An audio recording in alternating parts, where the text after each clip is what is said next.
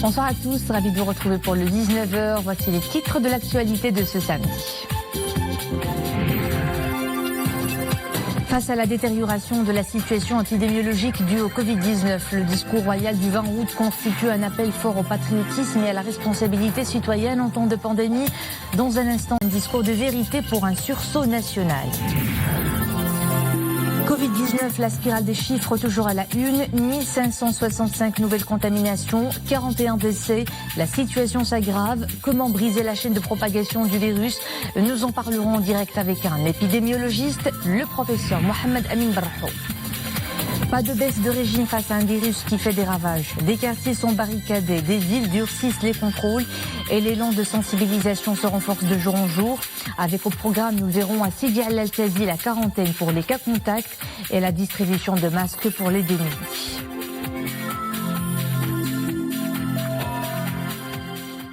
Nous entamons cette édition par un nouvel éclairage et rappel de l'appel lancé par Sa Majesté le roi Mohamed VI aux forces vives de la nation pour faire preuve de mobilisation et de vigilance et adhérer unanimement aux efforts déployés à l'échelle nationale afin de sensibiliser la société, éveiller sa conscience et l'encadrer pour juguler la pandémie du Covid-19.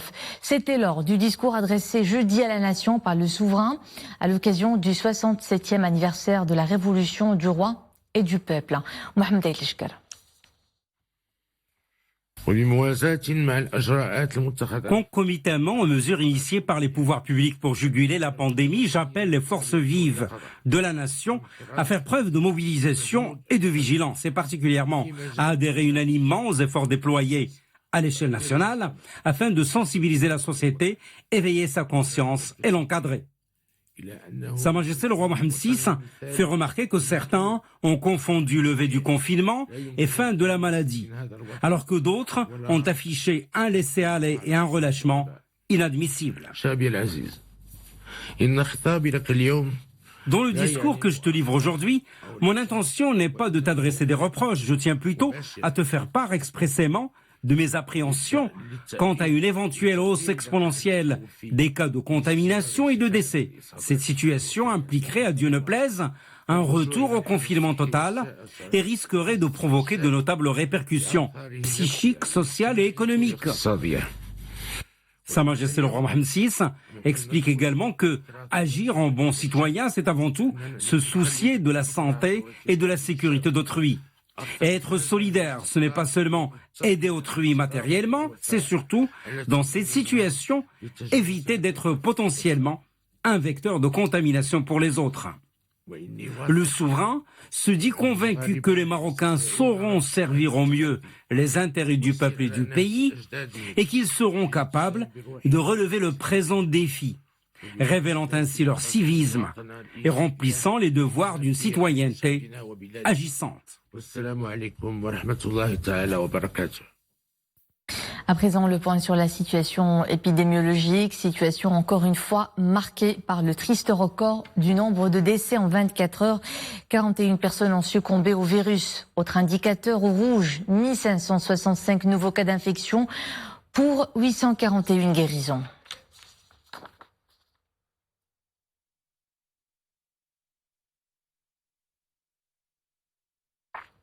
Un triste constat qui perdure depuis plusieurs semaines. La situation s'aggrave de jour en jour avec de nouveaux records de décès et d'infections. Pour en parler, nous avons en direct par Skype depuis Fès, professeur Mohamed Amin Barrahou, épidémiologiste, professeur à la faculté de médecine à Fès. Professeur, bonsoir, merci d'être avec nous. D'abord, comment qualifierez-vous cette situation épidémiologique alarmante? Salam alaikum wa rahmatullah. Bonsoir à vous et à tous les téléspectateurs. Donc, comme vous l'avez bien souligné dans votre reportage et comme ça a été rapporté dans le discours de Sa Majesté le roi Mohamed VI, que Dieu l'assiste, la situation actuelle, elle est très critique et ça a commencé il y a plusieurs semaines. On est dans une tendance haussière, que ce soit des cas donc enregistrés ou des indicateurs de gravité, donc l'admission en réanimation et en soins intensifs, ainsi que les décès. Après la levée du confinement, on a perdu malheureusement les avantages qu'on avait et les réalisations. L'avantage qu'on avait de circonscrire le virus géographiquement, on l'a perdu. On a une diffusion actuellement communautaire Et aussi, donc le R qui est au-dessus de 1, en moyenne ces dernières semaines, il est de 1,20, 1,2, 1,25, donc ce qui représente une situation épidémique, donc une évolution haussière des cas et de la gravité. Aussi, donc, dans certaines villes, on s'approche à la saturation des structures de soins, surtout les structures de soins intensifs et de réanimation. Donc la situation est très inquiétante. Alors, une situation, professeur, due en grande partie au comportement de certains citoyens et au relâchement dans le respect des gestes barrières. Un comportement, comme vous venez de le signaler, a été pointé du doigt par Sa Majesté le Roi dans son discours du 20 août. Dans quelles mesures ces gestes barrières peuvent casser la chaîne de propagation du virus, en particulier dans les foyers épidémiques, et donc faire baisser en dessous de 1 le fameux R0 ? Comme vous le savez, on l'a bien dit et répété, le R, donc, c'est un indicateur de la vitesse de diffusion de l'épidémie. Donc, il est composé de 3 parties. La première partie, c'est la transmission. Dans la transmission, il y a la caractéristique intrinsèque du virus. Donc ça, on ne peut pas le changer. Il y a la composante des comportements de la population pour transmettre le virus. Ça, on peut jouer dessus, on peut le changer. La deuxième composante dans le R, c'est le nombre de contacts qu'a une personne. Donc, c'est pour ça qu'il faut limiter le nombre de contacts pour réduire donc la vitesse de la transmission de l'épidémie. Troisième composante qui est aussi importante, c'est la durée de la contagiosité, la durée pendant laquelle la personne peut être contagieuse. Et ça, le système de santé fait de son mieux pour capter les personnes précocement pour réduire cette période.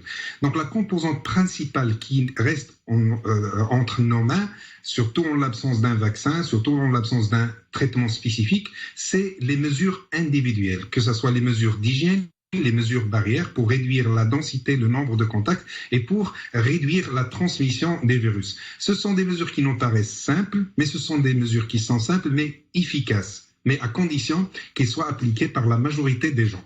Parce que c'est un virus qui se transmet rapidement et qui représente un grand danger, c'est la population à haut risque, donc les sujets âgés et les sujets avec comorbidité. Donc pour réduire donc cette transmission et pour réduire les indicateurs de morbidité, le seul moyen qui est efficace en nos mains, c'est les mesures barrières et les mesures de distanciation physique qui sont efficaces et simples à condition qu'on les utilise tous. Un professeur, dans des villes comme Marrakech, Casablanca ou Fès, la situation alarme les praticiens et le risque de saturation des hôpitaux n'est jamais bien loin. Comment peut-on inverser la donne et freiner surtout le nombre affolant des décès et des cas graves ? Ça, c'est vrai que c'est un constat. Et moi, je l'avais indiqué il y a plusieurs semaines qu'on se dirige vers ce constat. Malheureusement, même si on adopte les mesures actuellement, on doit s'attendre qu'on aurait 3 à 4 semaines d'une tendance haussière parce que le virus a diffusé. Donc, les effets des mesures qu'on va renforcer et instaurer actuellement, on ne peut les observer qu'à partir de 2 semaines qu'on verra donc ces effets. Donc, il faut que tout le monde se mobilise pour donc respecter les mesures, de distanciation physique, les mesures barrières, etc., pour qu'on puisse freiner donc l'évolution de cette épidémie. Vous l'avez bien souligné, à Marrakech et à Fès, donc on est à la limite de la saturation. Et dans la semaine prochaine, vers fin août, et si on part avec cette tendance, on risque de saturer tous les services de réanimation. Et c'est ce qu'on veut éviter. On veut éviter la saturation et l'effondrement dans notre système de santé. Il faut qu'on reste capable à offrir les soins, que ce soit pour le Covid ou le reste des soins.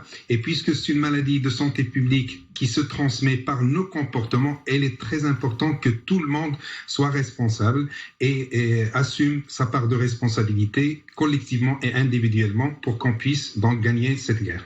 Professeur Mohamed Amin Berrahou, épidémiologiste, professeur à la faculté de médecine de Fès. Merci pour cette contribution. Vous étiez en direct par Skype. La spirale des contaminations et des décès alimente l'inquiétude des citoyens dont certains voient leurs proches entourage infectés par un virus qui touche les populations de tous les âges, ce qui ne manque pas de les conscientiser à l'ampleur de la crise.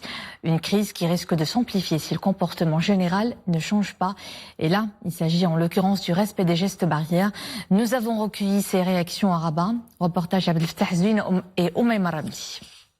Ce matin, nous sommes sortis à la rencontre de jeunes et de moins jeunes dans le but de sonder leurs réactions par rapport à la spirale infernale des contaminations. Vous étiez unanime, la balle est dans le camp des citoyens, c'est à eux d'agir. En tant que citoyens, nous devons de respecter les mesures barrières. Ce sont des gestes très simples qui peuvent sauver bien des vies. Les citoyens, ils doivent éviter les places où il y a beaucoup de gens, ils doivent porter le max et bien à peu près. Les choses sont claires, elles sont évidentes. Il faut faire ces gestes barrières, les respecter. Il faut être responsable, c'est tout. Il y a 2 jours, nous célébrions la fête de la révolution du roi et du peuple. L'épopée historique donne un exemple parfait de la solidarité que nous devons adopter en ces temps critiques. La bataille contre le coronavirus est loin d'être terminée. Un appel citoyen, un cri du cœur est lancé pour éveiller les consciences face à une courbe de contamination qui grimpe en flèche. Nous voulons à tout prix éviter un retour au confinement. Pour cela, je demande à tous mes concitoyens de respecter les règles sanitaires et les mesures barrières. Durant le discours de Sa Majesté Mohamed VI, elle a insisté aux citoyens de mettre les mesures de prévention et surtout mettre les bavettes, sinon le cas sera catastrophique et on va revenir au confinement. Il faut éviter au maximum de revenir au confinement parce qu'il sera très très très dur pour les citoyens. La sonnette d'alarme est tirée. L'urgence est désormais de rappeler aux citoyens l'importance d'un strict respect des mesures barrières. Nous le savons depuis plusieurs semaines déjà, le non-respect des mesures barrières est à l'origine de la hausse vertigineuse des contaminations et des décès. Et pourtant, nous ne devrions pas omettre d'observer scrupuleusement ces gestes qui, pour l'instant, sont le seul rempart pour se prémunir du virus. Port de masque, distanciation et mesures d'hygiène ont de quoi freiner la propagation de la pandémie. Mariam ici pour le développement. Poignées de main, masques non portés ou baissés autour du cou, des habitudes devenues courantes. Pourtant, ce relâchement nous coûte cher. Une courbe de contamination et de décès au plus haut depuis plusieurs semaines. L'évolution de la situation devient inquiétante.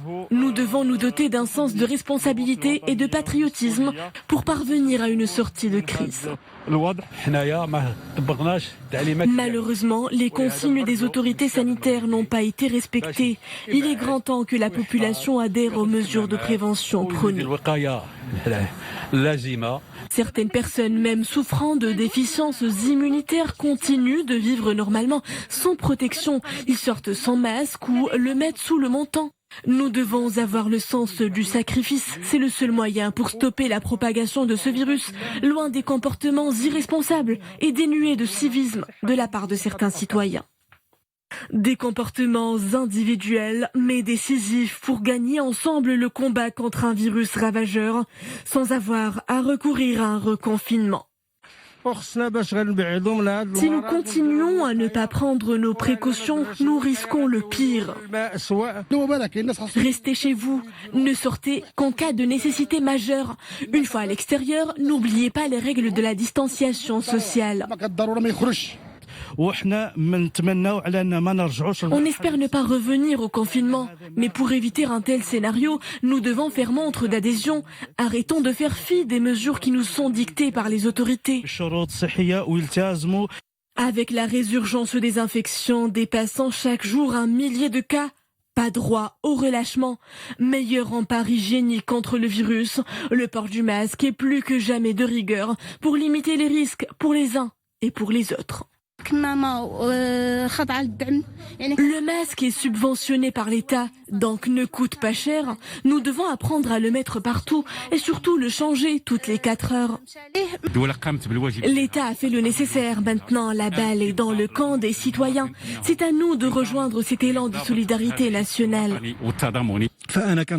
Je vous en supplie, restez chez vous. Quand vous êtes à l'extérieur, mettez correctement vos masques. Pensez à votre santé et aux dangers que vous encourez si vous contractez le virus. Je ne franchis jamais le seuil de ma maison sans avoir mon masque bien placé sur le visage. Aujourd'hui, par exemple, je me suis rendue au café. Dès mon entrée, je me suis directement lavé les mains. Puis je veille toujours à m'attabler loin des autres. Redoublons de vigilance. Mobilisons-nous face à cette pandémie. Le port du masque est le moyen sûr pour nous protéger et protéger les autres autour de nous. Un relâchement donc non permis au plus fort de la crise sanitaire. En l'absence d'entraide et de solidarité nationale, la contagion progresse, loin de parvenir à aplatir la courbe des infections. Et la sensibilisation bat son plein partout. Des campagnes de prévention contre la pandémie lancent le même appel. La nécessité de respecter des gestes vitaux, à leur tête le port du masque. Nous le verrons à Sidi El Eltazi où les autorités locales ont procédé à la distribution gratuite de bavets de protection au profit des démunis. Reportage à Abdelhafed Lahouari, Mohamed El Shkar. Sidi El Eltazi, une commune territoriale composée de zones rurales avec une population totale de quelques 20 000 habitants. Sur les 20 000 habitants, 49 cas du Covid-19 ont été confirmés, soit un taux d'incidence de plus de 240 pour 100 000. C'est 6 fois supérieur à la moyenne nationale concernant les cas actifs. Une situation qui a surpris la population elle-même. Nous ne nous attendions pas à ce que les infections s'enregistrent chez les voisins. Ma mère et mon père ont été touchés. Mon père a attrapé le virus lors de son travail dans un café. Les autorités sanitaires sont venues le chercher. Il a été transféré à l'hôpital où il est traité. Nous rappelons aux gens l'importance de respecter les mesures barrières, le masque, la distanciation physique. Autorités locales, gendarmerie royale et forces auxiliaires mènent une campagne à grande échelle au sein de la population de Sidi El Eltazi. Au programme, la sensibilisation aux mesures barrières, mais aussi la mise en garde en cas de non-respect de ces mesures et la distribution de masques aux nécessiteux.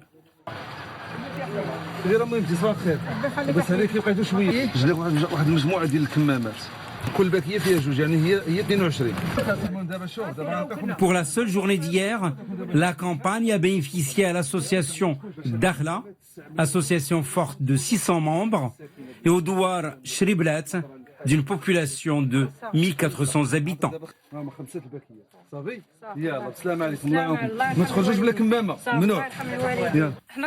Nous les remercions pour ces masques que nous utiliserons, surtout que nous sommes en quarantaine en tant que personnes contact. Ceux qui disent que Covid n'existe pas sont totalement inconscients. Ces masques sont indispensables, de même que la distanciation physique. Et il faut se laver les mains avec de l'eau et du savon. Nous mettons nos masques pour ne pas contaminer les autres. Sidi El Eltazi représente un exemple de zone où les autorités s'activent à contenir l'épidémie. Dépistage, isolement et traitement des cas confirmés. Partout dans le monde, le paysage est identique. Nombreux les pays qui sont confrontés à un rebond de l'épidémie. Une flambée de nouveaux cas comme en Europe où les chiffres sont inquiétants. En Espagne, malgré un confinement parmi les plus stricts au monde, et de nouveau parmi les plus touchés. Inquiétude similaire en France qui a enregistré encore plus de décès qu'en Espagne. En Suisse, 300 nouveaux cas quotidiens ont été enregistrés pour la deuxième fois de la semaine. En Grande-Bretagne, le confinement va être durci dans plusieurs zones du nord-ouest. Et puis l'Amérique du Sud et les Caraïbes restent la région la plus touchée avec 6 millions de cas recensés. Direction le Proche-Orient où des chars israéliens ont bombardé ce matin des positions militaires du Hamas dans la bande de Gaza, quelques heures après le tir d'une roquette depuis l'enclave palestinienne vers le sud de l'État hébreu. Selon des sources sécuritaires à Gaza, les bombardements opérés de bonne heure visaient des postes d'observation du Hamas à l'est de Rafah et à l'est de Khan Younes, sans faire de blessés.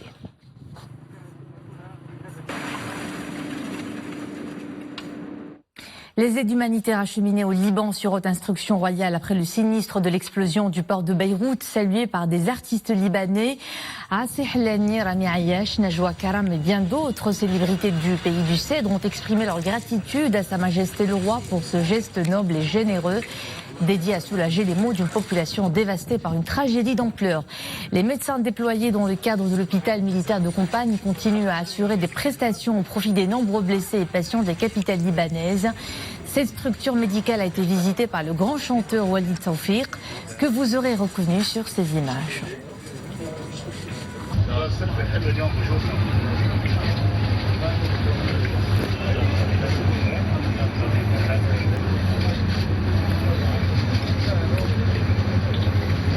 Les couleurs du ciel, un temps perturbé s'invite ce samedi. Des averses orageuses localement fortes, des chutes de grêle et des rafales de vent sont prévues jusqu'à minuit à Midlitz et Figig. Des averses orageuses modérées pourront également intéresser les provinces d'El Haouz, Azilal, Rachidia, Ifrane et Khnifra. 11 ans après son réaménagement, la lagune de Marchika change de visage pour devenir une destination phare de l'écotourisme avec un potentiel confirmé en matière de développement durable. La deuxième grande lagune de la Méditerranée connaît un essor fulgurant qui fait de la province de Nador une locomotive de croissance pour tout l'oriental. Ses visiteurs en sont ravis et surtout bien servis. Reportage Hasna Ben Gabi, Samir Baraka, commentaire Zakaria Moukimpilla. C'est devenu une destination touristique incontournable dans la région de l'Oriental. La lagune de Marchika représente une bouffée d'air frais et offre des paysages à couper le souffle. Bordée de montagnes, la lagune s'étend sur une superficie de 11 500 hectares et dispose d'un cordon littoral de 25 km de long. Ces atouts naturels et écologiques en font un endroit exceptionnel dans la région. La deuxième grande lagune du pourtour méditerranéen connaît un développement fulgurant grâce à une nouvelle approche de croissance économique et de bien-être. Ce site fait partie des 7 cités touristiques qui sont aménagées sur les rives de la lagune de Marchika. Il est caractérisé par un cachet écologique particulier et comprend un ensemble de projets immobiliers, économiques et touristiques.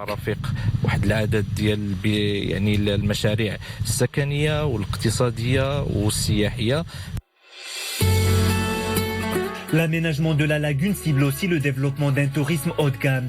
De grands complexes touristiques offrent toute une panoplie d'activités et d'attractions. Surplombant la lagune, la presqu'île d'Atalayoun et sa cité balnéaire est dotée d'un port de plaisance, de résidences privées et d'un parcours de golf. Les Marocains peuvent être fiers de ce site établi dans une région sublime, avec ses paysages d'exception, son littoral et son air frais. En ces circonstances difficiles, il est important d'encourager le tourisme interne. Le personnel hôtelier est convivial et l'accueil est des plus chaleureux. Aujourd'hui, la lagune dispose des atouts pour une industrie touristique digne des stations balnéaires les plus célèbres, avec une qualité de service aux standards internationaux. Des moyens importants sont mis en œuvre pour favoriser un tourisme de luxe. Cet été, les réservations dépassent les 90%. Les visiteurs viennent de toutes les régions du royaume. Nous pouvons dire que cette unité hôtelière a permis de créer de nouveaux postes d'emploi. 75% des employés sont issus de Nador et ses environs. En plus de la lagune, le projet touche à l'aménagement de la corniche de Nador pour en faire un pôle d'attractivité urbaine. 6 nouvelles unités de restauration à thème et spécialisées dans différentes cuisines sont prévues.